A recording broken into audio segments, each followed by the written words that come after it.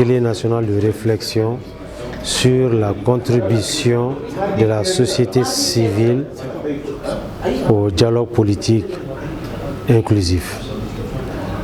Il est important de préciser que cet atelier national intervient dans le cadre d'un vaste programme de consultation nationale que M. le ministre Amadou Thiam, dès l'entame de sa mission, a démarré depuis juin, qui a consisté à une série d'activités, des audiences, des rencontres, des visites sur le terrain, des concertations régionales sur des questions essentielles qui préoccupent la nation, notamment les questions des réformes, les missions du département, l'accord politique de gouvernance et particulièrement la révision constitutionnelle et le dialogue politique inclusif.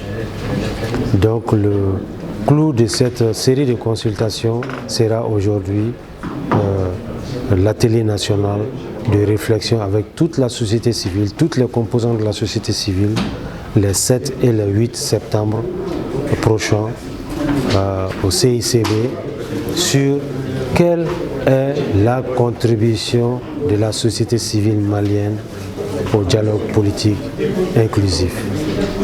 Donc cette réunion, c'était une réunion pour réunir les représentants, les hauts représentants de la société civile, sans exclusif, tout azimut, tout le monde confondu, les fêtières et les associations nationales, pour réfléchir ensemble sur les thèmes de référence, les informer, les annoncer de la nouvelle et aussi convenir d'un mécanisme pour élaborer les thèmes de référence de l'atelier, bien organiser l'atelier, penser et mettre en place une commission d'organisation de l'atelier et faire de cet atelier-là des 7-8 septembre une grande fête de la société civile malienne, mais une fête utile pour la nation parce qu'au sortir de l'atelier, la société civile malienne va faire des propositions concrètes à verser dans les dossiers de triumvirat et du comité préparatoire du dialogue inclusif pour que ça puisse être la proposition de la société civile malienne. Voilà grosso modo ce qui était l'objet de la réunion de ce matin. Et nous sommes vraiment fiers d'avoir réuni, d'avoir réalisé la présence de tous. Donc nous remercions la société civile pour leur considération, pour leur présence. Bon, le dernier mot, c'est surtout d'abord notre reconnaissance à notre chef de département, le ministre Amadou Thiam, pour la confiance placée en nous.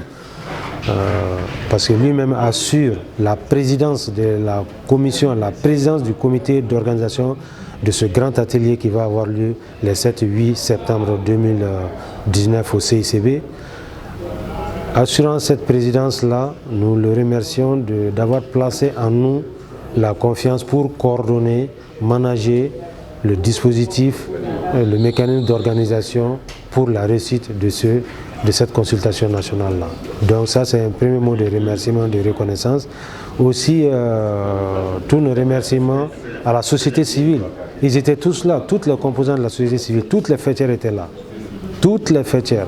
Et chaque fois que ce n'est pas nouveau, chaque fois que depuis à l'entame de cette mission-là, au niveau de notre département, notre ministère des réformes institutionnelles et des relations avec la société civile, chaque fois que nous faisons appel à la société civile, ils sont là de façon respectueuse, avec leur avis critique,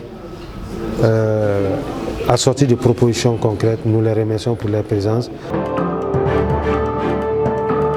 Bouye Cissé, conseiller supérieur de la diaspora malienne, venu aujourd'hui au ministère des réformes institutionnelles sous convocation du ministre Thiam concernant le dialogue politique inclusif.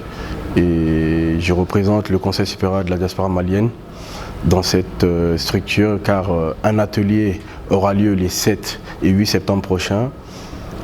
Et je fais partie des membres de la commission technique dédiée à l'écriture des TDR, des termes de référence. À cet effet, nous allons nous rencontrer en groupe restreint dès le mardi 13 août pour travailler sur une ébauche des TDR que nous ferons valider en séance plénière devant le ministre et les membres de la société civile le 15 août, Inch'Allah.